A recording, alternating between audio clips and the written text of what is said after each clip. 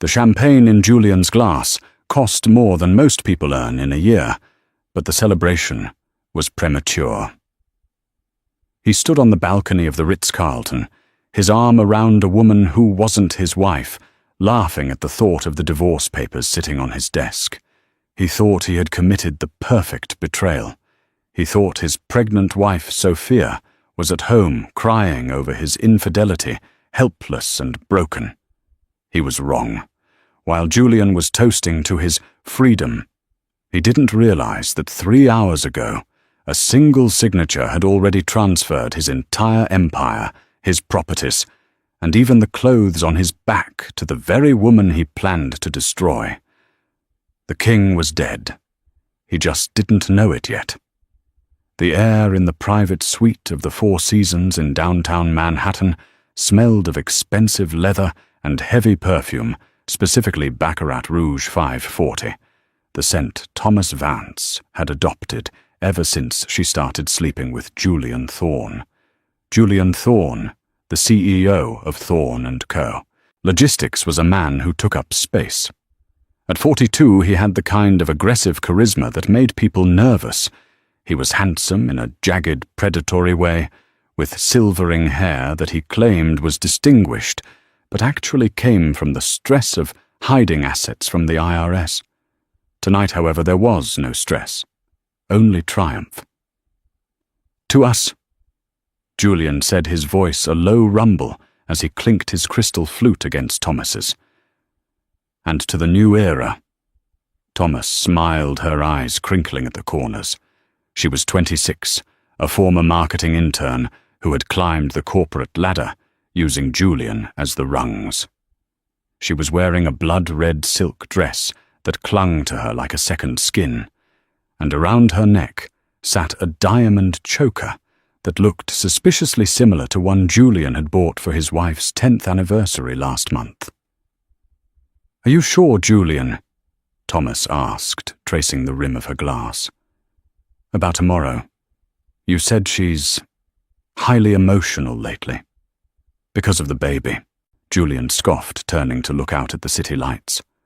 "Sophia is always emotional. She's weak, Thomas. That's why I need you. You have fire. Sophia, she's just a ghost in that big house.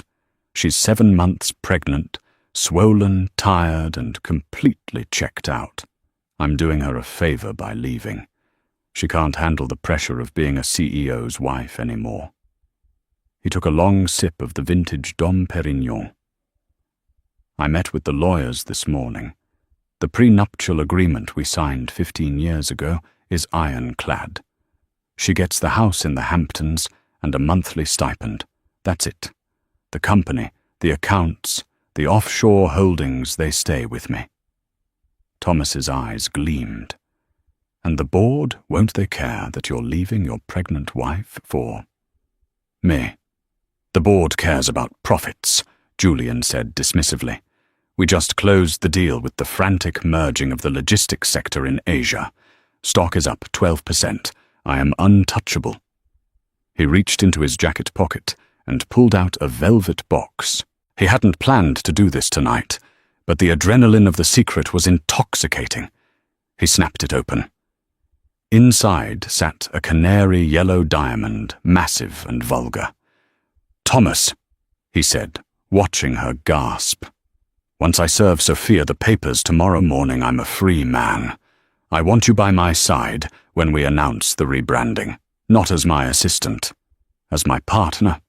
Thomas squealed, throwing her arms around him, the champagne sloshing onto the expensive carpet. Julian laughed, the sound booming off the walls. He felt like a god. He had the money, the power, and the beautiful mistress. He had calculated every variable. He had moved his liquid assets into shell companies in the Caymans. He had bought off the press to delay the story of the affair until the divorce was finalized. He had thought of everything, except for one detail. He hadn't checked his email since 4:00 p.m. If he had, he would have seen a notification from the primary bank of Thorne & Co., alerting him to a change of administrator status. But Julian didn't check.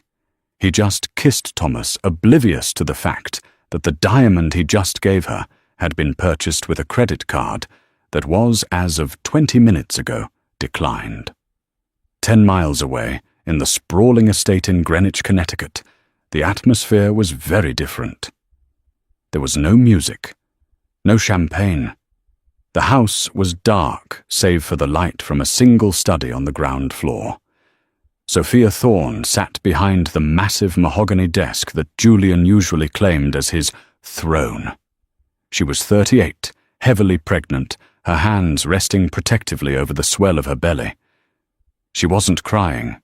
She wasn't throwing vases or shredding wedding photos. She was reading. Across from her sat Marcus Sterling, a man who looked less like a lawyer and more like a weary undertaker. He was the family's private counsel, but more importantly, he was Sophia's college friend from Harvard Law. A detail Julian often forgot because he was too busy bragging about his own MBA from Wharton. "Is it done?" Sophia asked. Her voice was soft, but it lacked the tremor of a heartbroken woman. It was cold, precise. Marcus adjusted his glasses, looking down at the stack of documents in front of him. The timestamp on the server confirms the transaction at 5:02 p.m. The incompetence clause was triggered successfully. Sophia nodded slowly. She reached for a glass of water, her movements deliberate. The incompetence clause was a piece of legal artistry Sophia had inserted into the company bylaws 5 years ago. It was back when Julian had made a catastrophic gamble on cryptocurrency that nearly bankrupted the company.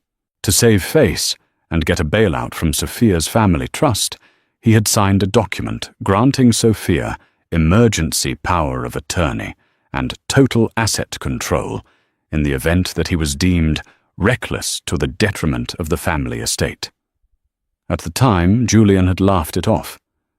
"Just legal jargon to make your dad happy, right, Soph?"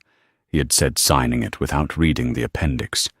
He didn't realize the appendix defined reckless behavior to include misuse of company funds for extramarital affairs resulting in reputational risk. "He bought a ring today," Sophia said, looking at the tablet on the desk. She was tracking Julian's spending in real time. A canary diamond, $250,000, charged to the corporate expense account labeled Marketing Assets. Marcus winced. "That's bold." "It's theft," Sophia corrected, "and it's the final piece of evidence we needed." She stood up, wincing slightly at the back pain that plagued her 3rd trimester. She walked over to the window, looking out at the manicured lawn. She had built this life. When she met Julian, he was a charming salesman with a lot of debt and a dream. She was the one who structured the business. She was the one who negotiated the first major contracts. She stayed in the shadows because Julian had an ego that needed to be fed, and she was happy to let him play the king as long as he respected the partnership. But he hadn't just disrespected it, he had desecrated it. "He's serving me papers tomorrow," Sophia said, her reflection in the glass looking ghostly pale. "He thinks he's going to blindside me." "He doesn't know you're the majority shareholder of the holding company that owns Thorne and Co." Marcus reminded her. "He thinks he owns 60%. He forgot that when the company went public, the Class B shares, the ones with the voting power, were put in a trust. Your trust." "He forgets a lot of things," Sophia whispered. She turned back to Marcus, her eyes hardening. "He thinks I'm just the pregnant wife waiting at home. He thinks I'm vulnerable." She picked up a pen, a heavy gold fountain pen that Julian had given her for her birthday, engraved with the words, "To my better half." "Marcus," she said, "freeze his personal accounts at midnight, cancel the corporate cards, and have the security team at the headquarters change the access codes to the executive suite by 6:00 a.m. Marcus hesitated. "Sophia, this is the nuclear option," Once we do this, there is no going back. He will be humiliated on a global scale.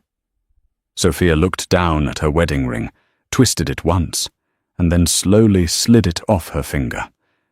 She dropped it onto the mahogany desk. It made a sharp, final clack. He didn't just cheat Marcus. He celebrated it. He spent our children's inheritance on a woman he's known for 3 months. He planned to leave me with nothing while I carried his son.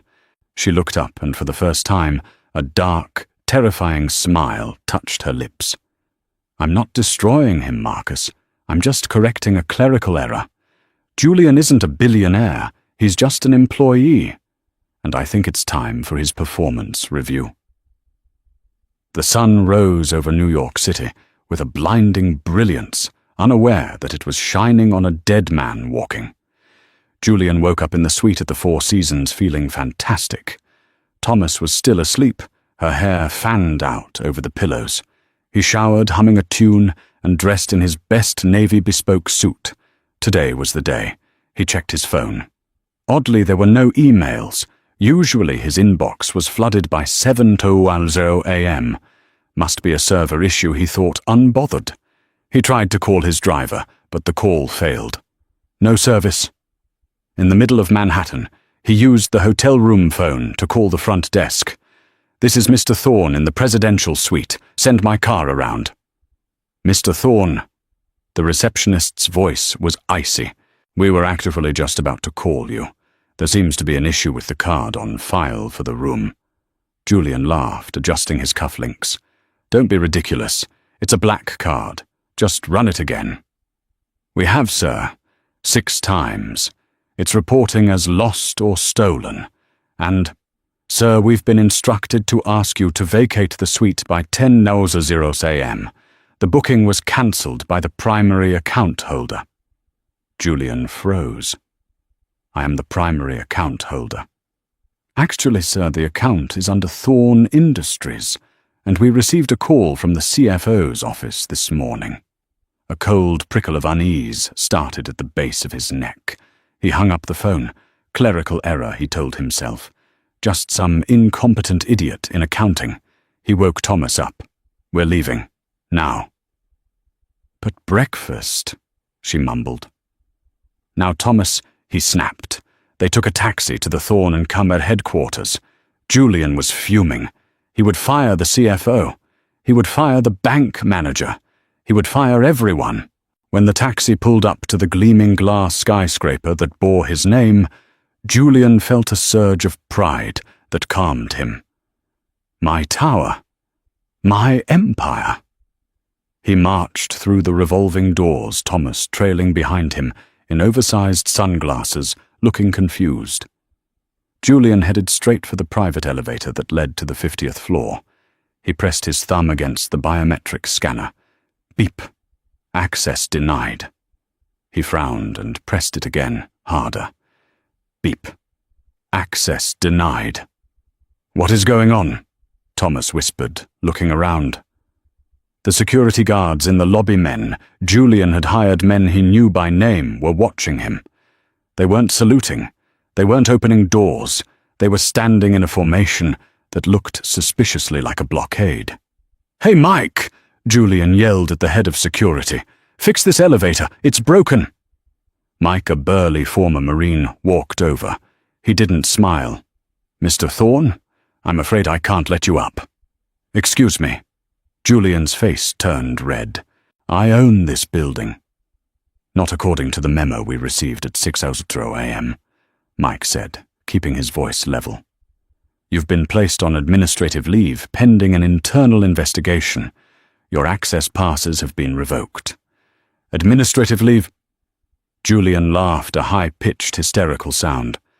I am the CEO who placed me on leave. Mike shifted slightly, looking past Julian's shoulder toward the main entrance. She did. Julian turned around. Walking through the lobby doors was Sophia. She wasn't wearing maternity clothes. She was wearing a sharp black Givenchy power suit that accommodated her bump, but hid nothing of her stature. She wore dark sunglasses, and walked with a rhythm that silenced the entire lobby. Flanking her were Marcus Sterling and two other lawyers Julian didn't recognize. Julian stared at her, his mouth opening and closing. "Sophia, what are you doing here? You should be in bed." Sophia stopped 5 feet away from him. She took off her sunglasses. Her eyes were clear, dry, and utterly devoid of love. "Hello, Julian," she said. Her voice carried through the silent lobby. "I received your divorce petition draft from your lawyer. Sloppy work, by the way." "Sophia, go home," Julian hissed, stepping closer, conscious of the employees watching. "We will discuss this in private. You're making a scene." "I'm not making a scene," Sophia said calmly. "I'm making an announcement." She turned to Mike. "Escort Mr. Thorne to the conference room on the first floor, and bring her—" She gestured vaguely at Thomas without looking at her. "We have a board meeting in 10 minutes. "You can't call a board meeting," Julian shouted. "I am the chairman." Sophia smiled. It was the smile of a predator who had already eaten. "Check your email, Julian. Oh wait, you can't. You don't have a phone plan anymore. I cancelled the family bundle." She leaned in close, her voice dropping to a whisper that only he could hear. "You're not the chairman. You're a liability, and I'm the liquidation specialist." The first-floor conference room was usually reserved for low-level client meetings, a place Julian Thorne hadn't stepped foot in for over a decade. He was a man of the penthouse suite of mahogany tables and views of the skyline. Being forced into this windowless, fluorescent-lit room felt like a purposeful insult. It was. Julian stormed in, straightening his tie, desperate to regain the upper hand. Thomas scurried in behind him, clutching her purse, looking like a deer caught in the headlights of a semi-truck. Inside the long oval table was already full. Sitting at the head of the table wasn't Julian. It was Sophia. To her right sat Marcus Sterling. To her left sat Arthur Penhaligon, the oldest member of the board, a man Julian had played golf with every Sunday for 5 years. A man Julian considered a mentor. "Arthur," Julian said, his voice dripping with forced camaraderie. "Thank God you're here. Sophia is having some sort of hormonal episode. She's locked down the building. We need to—" "Sit down, Julian," Arthur said. He didn't look up from his file. His voice wasn't warm. It was the voice of a man who was looking at a rotting piece of meat. Julian froze. "Excuse me." "Sit down." Julian pulled out a plastic chair, the cheap kind, and sat. Thomas hovered nervously by the door until Marcus pointed a pen at a chair in the corner, away from the table. "You, sit there, and do not speak." Sophia folded her hands on the table. She looked regal despite the stark lighting. "This is an emergency meeting of the Board of Directors of Thorne Holdings." Sophia began, her voice steady. "Item 1 on the agenda. The immediate termination of Julian Thorne as CEO for cause, specifically gross misconduct, embezzlement, and breach of fiduciary duty." "Embezzlement." Julian slammed his hand on the table. "I built this company. How dare you accuse me of stealing from myself?" Sophia nodded to Marcus. Marcus pressed a button on a remote. A projector screen descended behind Sophia. A massive image appeared. It was a receipt. Merchant Graph Diamonds, 5th Avenue. Item 12. Carat Canary Yellow Diamond Ring. Cost $250,000. Payment method Thorne Logistics Corporate Account. Ending in 8890. Classification Marketing Expenses, Q3 Promo Materials. The room went deadly silent. The air conditioner hummed, sounding like a jet engine in the quiet. Julian felt the blood drain from his face. That was a mistake. I used the wrong card. My wallet. The cards look similar. I intended to reimburse the company immediately. "Did you?" Sophia asked, arching a brow. "Because at the same time you made this purchase, you also transferred $4.2 million from the company's operating capital into a shell corporation in the Cayman Islands called Bluebird LLC. A shell corporation listed solely in your name. Sophia leaned forward. That's not a mistake, Julian. That's looting. Arthur Penhaligon took off his glasses. He looked at Julian with profound disappointment. We trusted you, Julian. The market is volatile. We have thousands of employees. And while Sophia was at home carrying your child, you were draining the company liquidity to fund your exit strategy with— Arthur glanced briefly disgustedly at Thomas in the corner. With your hobbies. Thomas gasped. I'm not a hobby, I'm his partner. You are a line item on an expense report, Sophia said, cutting her off without even looking at her. And an expensive one at that. Sophia turned back to Julian. The bylaws are clear. The incompetence clause which you signed states that any executive who misappropriates funds in excess of 100,000 tlols triggers an automatic suspension of voting rights and transfer of executive control to the primary beneficiary of the family trust. That's me. You set me up, Julian whispered, his eyes wild. You knew. You watched me buy the ring. I watched you steal, Sophia corrected. I just waited until the transaction cleared to call the lawyers. She slid a thick document across the table. This is your resignation. If you sign it, we frame this as a health-related step down. You keep your dignity, or what's left of it. If you don't sign it, we press charges for corporate embezzlement. You'll go to prison, Julian. And I promise you, federal prison is not as comfortable as the Four Seasons. Julian looked at the paper. He looked at Arthur, who refused to meet his eyes. He looked at Thomas, who was staring at the floor, crying silently. He realized then that he had no allies, the friends he bought with dinners and trips. They were loyal to the money, not the man. And the money was sitting at the head of the table wearing a Givenchy suit. With a shaking hand, Julian picked up the pen. He signed. Good, Sophia said, snatching the paper back before the ink was dry. Now get out of my building. Sophia. Julian pleaded, his voice cracking. Where am I supposed to go? You froze my accounts. Sophia stood up. The meeting was adjourned. I don't know, Julian, she said, gathering her files. You're a logistics expert. Figure it out.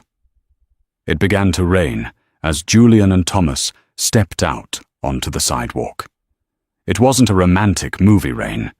It was a cold, grey New York drizzle that soaked into Julian's bespoke suit and made Thomas's mascara run down her cheeks in black streaks. They had been escorted out by security like common shoplifters. Julian still had the canary diamond ring in his pocket. He had managed to keep that at least. But the box was heavy, a reminder of the error that cost him everything. What do we do now? Thomas asked, shivering. Her voice had lost its sultry edge. Now she just sounded young and annoyed. Julian, I'm cold. Call the driver. There is no driver, Julian snapped, running a hand through his wet hair. Don't you get it? She took the cars. She took the accounts. Well, we have to go somewhere, Thomas whined. Let's go to your apartment, the penthouse on Park Avenue. She can't kick you out of your own home. It's marital property, squatters' rights or something. Julian's eyes lit up. The penthouse? Of course. He had bought that apartment before the marriage. It was in his name. Sophia couldn't touch it. It was his sanctuary. He kept a safe there with emergency cash gold bars and passports. If he could get to the safe, he could regroup. Taxi! Julian waved frantically. A yellow cab splashed through a puddle and stopped. Julian shoved Thomas inside and jumped in after her. 520 Park Avenue, Julian barked. The ride was silent. Julian tapped his knee nervously. He was already plotting his comeback. He would sue Sophia. He would claim she coerced him. He would drag her name through the mud. He would say she was mentally unstable due to the pregnancy. Yes, that was the angle. The crazy hormonal wife. The press would eat it up. The taxi pulled up to the limestone facade of the ultra-exclusive residential tower. Julian felt a wave of relief. This was his territory. He threw a crumpled $20 bill, one of the few notes he had in his wallet, at the driver and got out. He marched to the front door, expecting the doorman Henry to rush out with an umbrella. Henry stood behind the glass doors. He saw Julian. He didn't move. Julian frowned and pulled on the brass handle. Locked. He pulled again. Henry opened the door. Henry looked down at a clipboard, then spoke into an intercom. His voice crackled through the speaker. "I'm sorry, Mr. Thorne, I can't let you in." "What do you mean you can't let me in? I live here. I own the penthouse." "Not anymore, sir," Henry said, his voice tinged with genuine pity. "We received a legal notice an hour ago. The deed to the penthouse was transferred to the Thorne Family Trust this morning as part of a lien settlement for unpaid corporate debts. Mrs. Thorne is the trustee. She has issued a strict do not admit order for you." "That's illegal," Julian screamed, pounding on the glass. "My stuff is in there. My clothes, my safe." "Your personal effects have been boxed, sir," Henry said. He pointed a gloved hand toward the service entrance around the corner. "They are on the curb by the loading dock." Julian stared at the doorman, stunned. He looked at Thomas. She was standing under the awning, hugging herself. "She took the apartment," Thomas asked, her voice rising an octave. "So, where are we going to sleep?" "Shut up, Thomas!" Julian roared. He ran around the corner to the loading dock. There, sitting on the wet concrete, were 4 cardboard boxes. They were soggy from the rain. Julian fell to his knees and ripped open the top box. It wasn't his Italian suits. It wasn't his collection of watches. It was his old college hoodies, a pair of worn-out sneakers, some paperbacks. He tore open the second box. Cheap toiletries, a half-used bottle of cologne. He opened the third box. It was empty, except for a single white envelope. Julian snatched the envelope. His hands were shaking so hard he nearly ripped the paper. He pulled out a note, handwritten, in Sophia's elegant looping script. "Julian, you always said you were a self-made man. I thought I'd help you get back to your roots. Included in these boxes are the items you owned when I met you in 2004. Everything else, the suits, the watches, the art, the furniture was purchased with money made during our partnership. Since you decided to dissolve that partnership unilaterally, I have retained the assets. P.S. I found the safe. The combination was your birthday. You really are predictable. I've donated the cash to a charity that supports single mothers." I thought it was fitting. Sophia Julian crumpled the note, a primal scream tearing from his throat. He kicked the box, sending old gym socks flying into a puddle. "She took the money." Thomas's voice came from behind him. She was looking at the boxes with horror. "Julian, you said you had millions stashed away." "I did," Julian gasped, hyperventilating. "She found it. She found everything." Thomas looked at him, really looked at him. For the first time, she didn't see a billionaire CEO. She saw a wet, desperate, middle-aged man kneeling in garbage on a side street, holding a box of old clothes. She looked down at her red silk dress, now ruined by the rain. She touched the diamond choker around her neck. "I can't do this," she whispered. "What?" Julian looked up. "I can't do this, Julian. I'm not built for poverty. I thought you were the king." "I am the king." Julian stood up, grabbing her shoulders. "This is just a setback. I still have the ring, the canary diamond. It's worth $250,000. We can sell it. We can go to a hotel, get a lawyer, fight this." He fumbled in his pocket and pulled out the velvet box. "Look, this is our ticket back." Thomas looked at the box. She looked at Julian's desperate, manic eyes. She reached out and took the box from his hand. "Yes," she said slowly. "This is worth a lot of money." "Exactly." Julian nodded, relieved. "We're in this together, babe. You and me against the world." "No, Julian," Thomas said, taking a step back. She clutched the box tight to her chest. "The receipt said I was the recipient. Technically, it's a gift. It's mine." Julian blinked. "What?" "I'm going to sell this." Thomas said, her voice hard. "And I'm going to buy a first-class ticket to Dubai. I have friends there." "Thomas, give me the ring." Julian stepped forward, his face darkening. "Don't come any closer," Thomas screamed. She looked around. A police cruiser was driving slowly down the street. "Officer, help. This man is harassing me." The police car stopped. 2 officers stepped out. Julian froze. He couldn't get arrested. Not now. "Thomas, please," he hissed. "I don't know him." Thomas yelled to the police, playing the victim perfectly. "He's following me. He's crazy." The officers started walking towards them, hands on their belts. Julian looked at the police, then at Thomas, who was clutching his fortunes, the last thing he had left. He realized with a sickening clarity that she was just like him. She was a survivor, and she was leaving the sinking ship. He didn't fight. He didn't argue. He turned and ran. He ran down the alley, splashing through the muck, leaving his cardboard boxes of college memories behind. He ran until his lungs burned, and his expensive loafers were ruined. He was alone. He was broke. And for the first time in 20 years, Julian Thorne had absolutely no idea what to do next. 3 months had passed since Julian Thorne fell from the sky. New York City moved on fast. In the financial district, names were forgotten as quickly as stock prices changed. The name Thorne was still on the building, but it no longer referred to Julian. It referred to the Thorne Family Trust, and specifically to the iron-willed matriarch who was currently gracing the cover of Forbes magazine under the headline, "The Renaissance of Logistics: How Sophia Thorne Saved an Empire from Ruin." Julian read the headline through the cracked screen of a prepaid smartphone he had bought at a convenience store.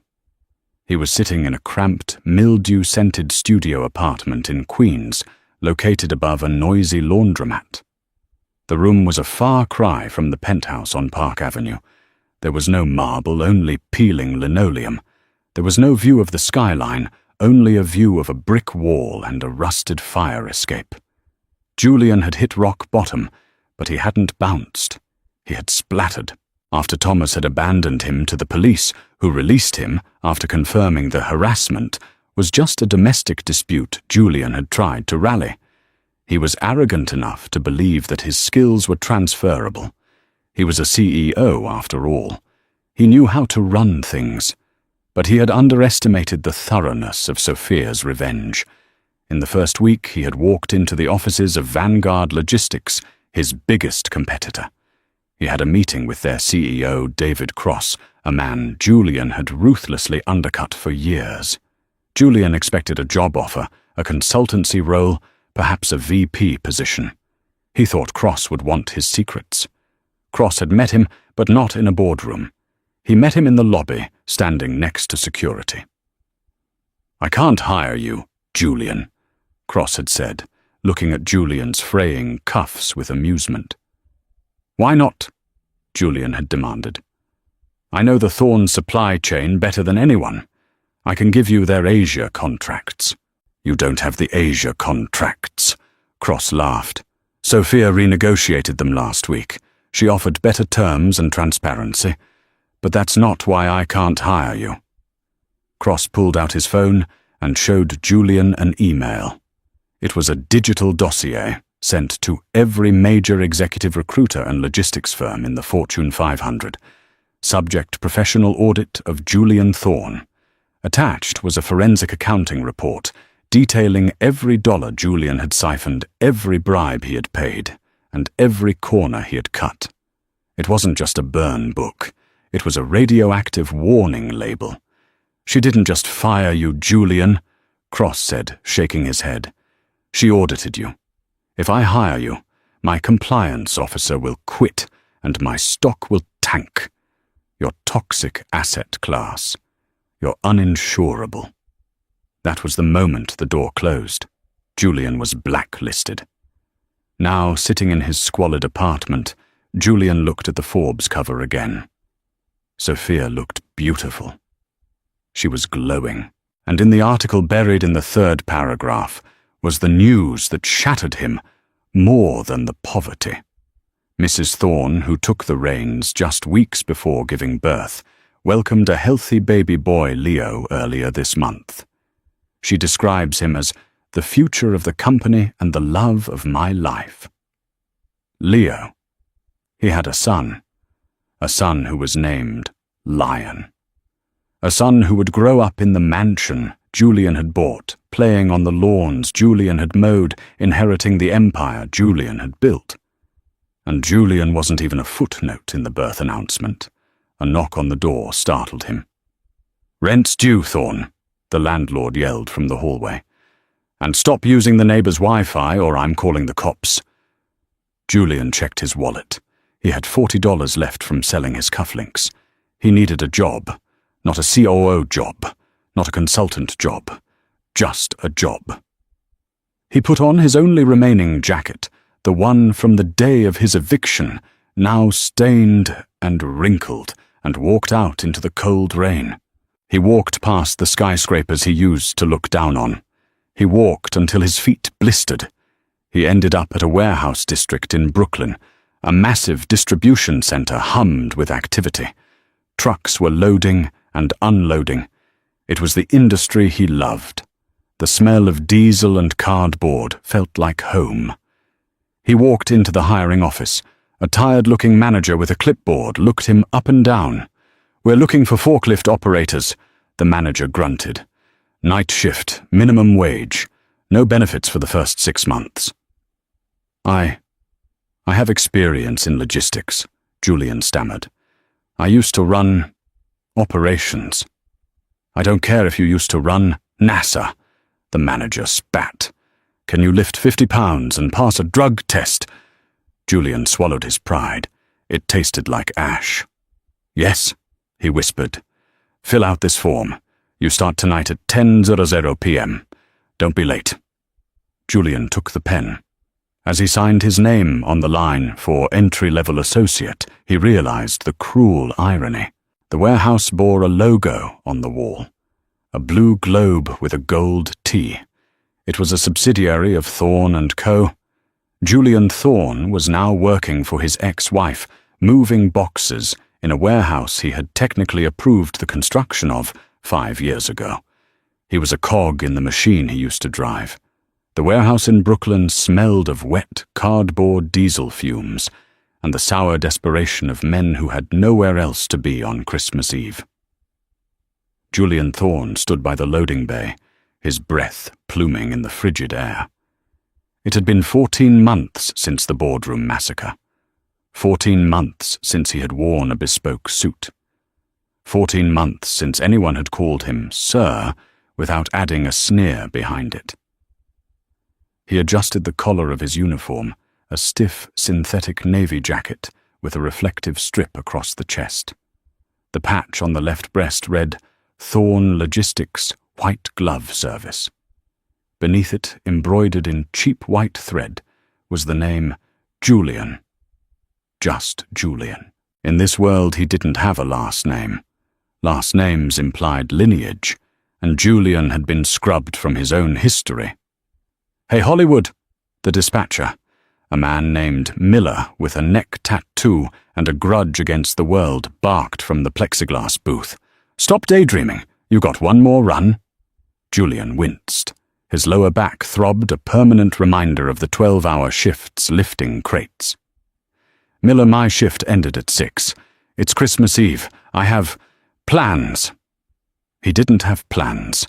His plans involved heating a frozen lasagna in a microwave that sparked and watching reruns on a TV he found on the curb. But he still had pride, or the tattered remnants of it. "I don't care if you have a date with the Pope," Miller said, sliding a tablet across the counter. "This is a priority one. Client specifically requested a white glove drop-off before 9:00 p.m. It's a high-value toy order from FAO Schwartz. You take it, or you don't bother coming back on the 26th. Julian stared at the tablet. He needed this job. He was living paycheck to paycheck, garnishing his own wages to pay off the legal fees from the divorce settlement he had tried and failed to contest. "Fine." Julian rasped his voice, rough from the cold. "Give me the address." He grabbed the tablet and looked at the screen. The blood froze in his veins, colder than the wind whipping off the East River. Destination: the Thorne Estate. Address: 142, Highland Drive. Greenwich, CT. Recipient Master Leo Thorne.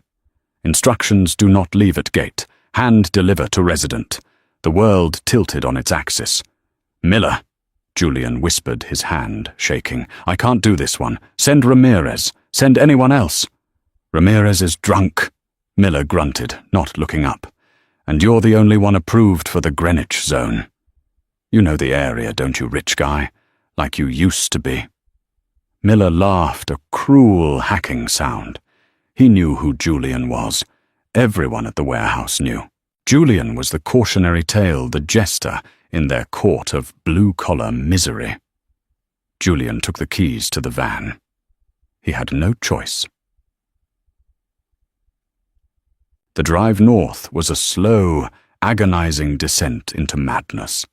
The snow began to fall as Julian crossed the state line into Connecticut, thick, heavy flakes that blanketed the world in silence. He gripped the steering wheel of the Ford Transit van, his knuckles white. He knew every curve of this highway. He had driven it 1,000 times in his Aston Martin, usually pushing 90 miles per hour, barking orders into a headset, ignoring the beauty of the landscape.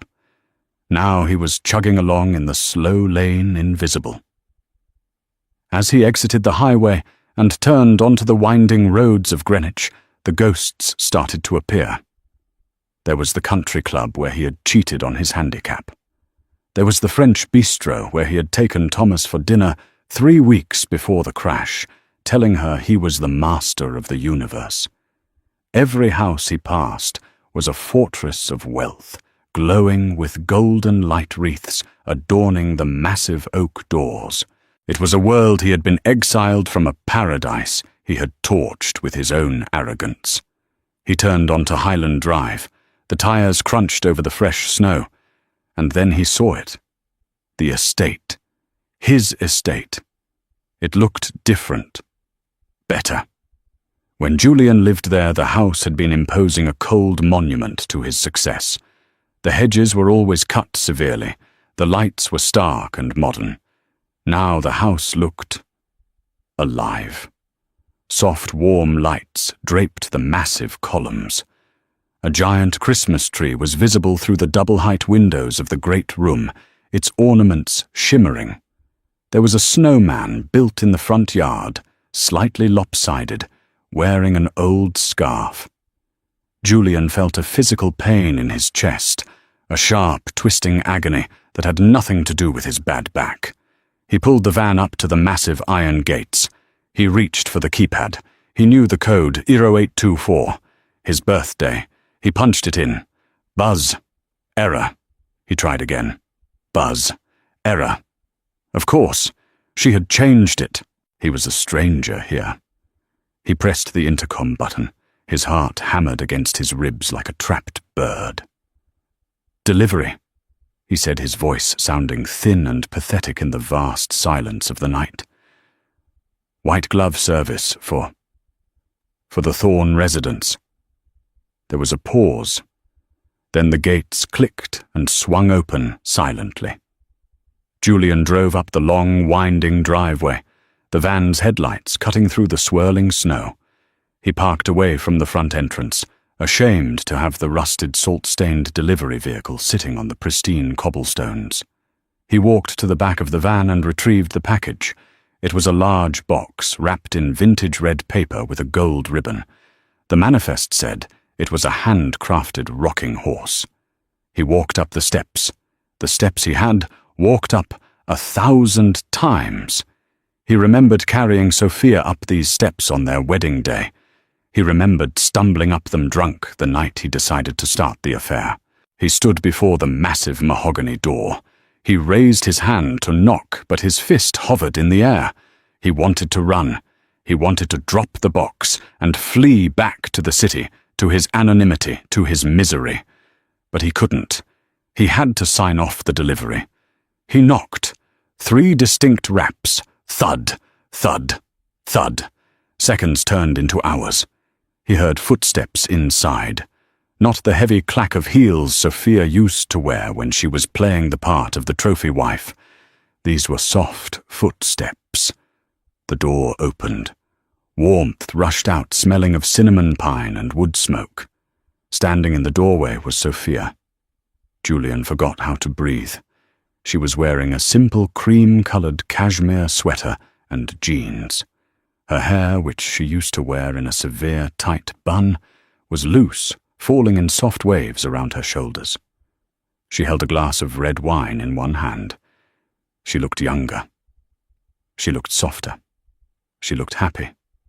She looked at the uniform first, the reflective strip, the cheap fabric. Then she looked up at the face. Her eyes widened slightly. There was no anger in them. There was no fear. There was something far worse. Pity. "Julian," she said. Her voice was quiet, composed. It wasn't the voice of the woman who had screamed at him in the boardroom.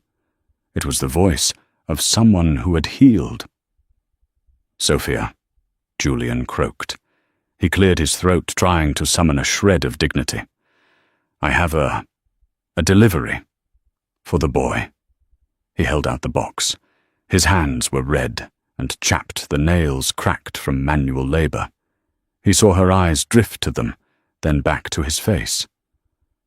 "I didn't know you were driving," she said, stepping aside slightly to let him set the box down in the foyer. "It's honest work," Julian said, the phrase tasting like ash in his mouth. "I'm in operations, temporarily." It was a lie. They both knew it. "Come in for a moment," Sophia said. "It's freezing out there." "I can't," Julian said quickly. "Protocol. The van." "Julian," she said, her voice firm but kind. "Come in, just for a second." He stepped over the threshold. The foyer was magnificent, but the cold modern art he had collected, the jagged metal sculptures that cost millions, was gone. In its place were family photos, warm rugs, life. "Who is it, Soph?" The voice came from the living room, deep, resonant, confident. Julian froze. Marcus Sterling walked into the foyer. Julian remembered Marcus as the boring lawyer in the grey suit, the man who stood in the background taking notes. But the man standing there now was different. He wasn't wearing a suit. He was wearing a flannel shirt with the sleeves rolled up. He looked robust, happy, and completely at home. In his arms he held a toddler, the boy, Leo. He was about 14 months old. He had a mop of dark curls and bright, inquisitive eyes. Julian's eyes. The world stopped. Julian stared at the child. This was his son, the heir he had always wanted, the legacy he had talked about in interviews for 20 years. "Oh," Marcus said, stopping in his tracks. He looked at Julian, then at Sophia. He tightened his grip on the boy slightly, a protective instinct kicking in. "Hello, Julian." "Marcus," Julian whispered. The baby squirmed in Marcus's arms, reaching for the shiny gold ribbon on the package Julian had placed on the floor. "Da!" the boy chirped, pointing at the box. "Da box! Da!" The syllable hit Julian like a physical blow to the gut. It wasn't a question. It was a declaration. The boy wasn't looking at Julian. He was looking at Marcus. Julian felt his knees weaken. He looked at Sophia. She didn't look away. She didn't apologize for it. He calls him Dad? Julian asked, his voice breaking. He's the only father he's ever known. Julian, Sophia said gently. She didn't say it with malice. She said it as a simple fact, like stating the weather. Marcus shifted the boy to his other hip. He didn't gloat. He looked at Julian with a strange expression. Sadness, perhaps. He loves the trucks, Julian. The toy trucks. We bought him a whole set of the Thorn Logistics ones.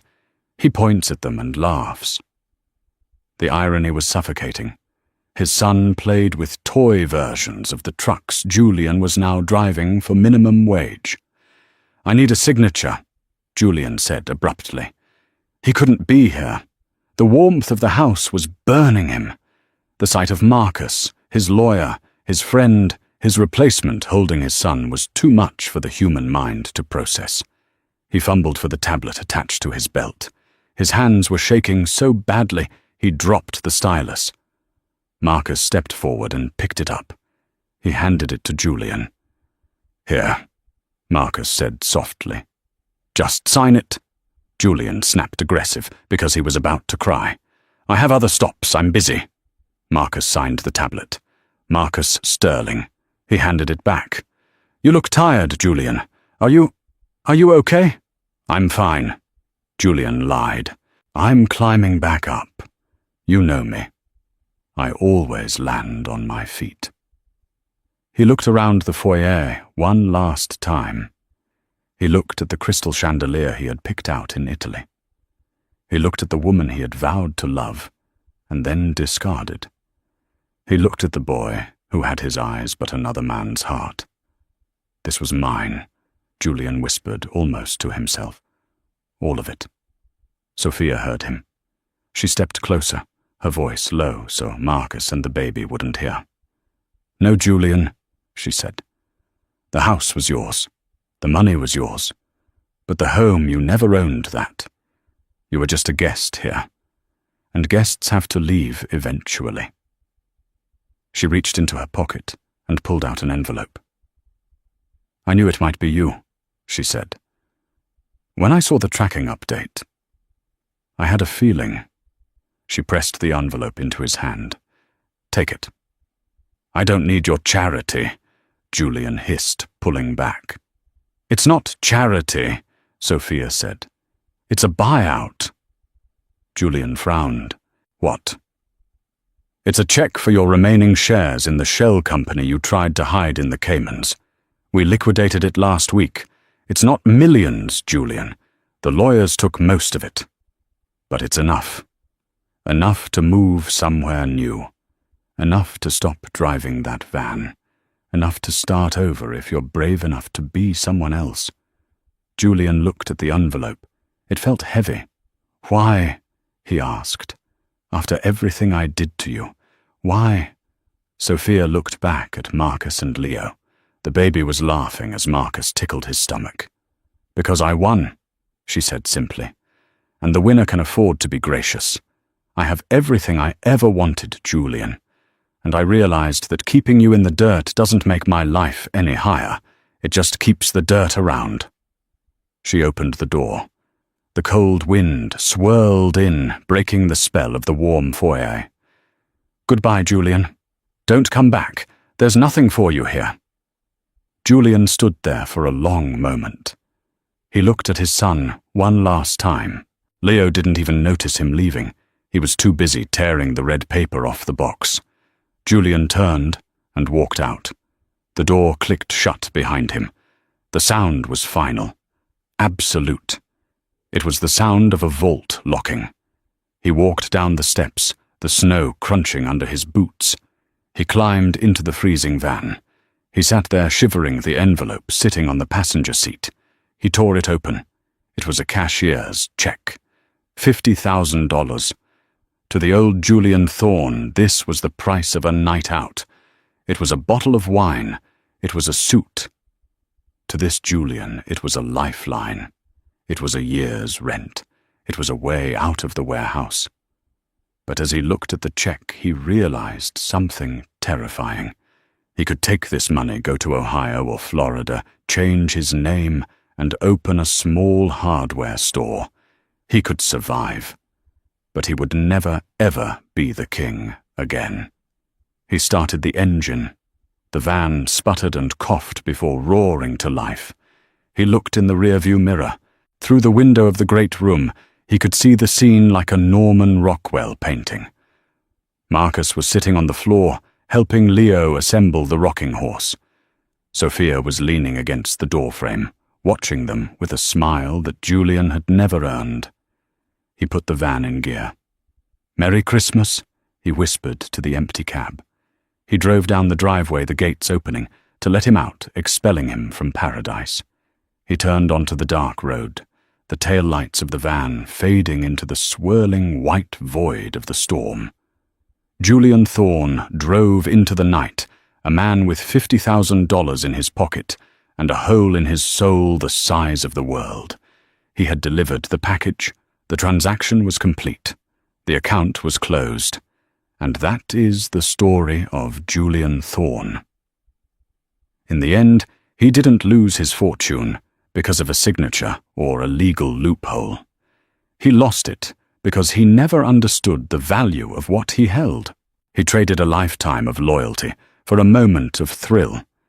And he learned the hardest lesson of all. You can buy a house, but you cannot buy a home. You can father a child, but you cannot buy the title of dad. Julian drove away that Christmas Eve with a check in his pocket, but he left behind the only wealth that actually matters. He remains a ghost, haunting the edges of the life he threw away, a reminder to us all that while karma has no deadline, it always delivers. If this story gave you chills, please hit that like button. It really helps the channel grow and lets me know you want more real-life drama stories like this. Don't forget to subscribe and ring the bell so you never miss an upload. What would you have done if you were Sophia? Was giving him the money an act of mercy or the ultimate insult? Let me know your thoughts in the comments below. Thanks for watching. Stay safe and see you in the next video.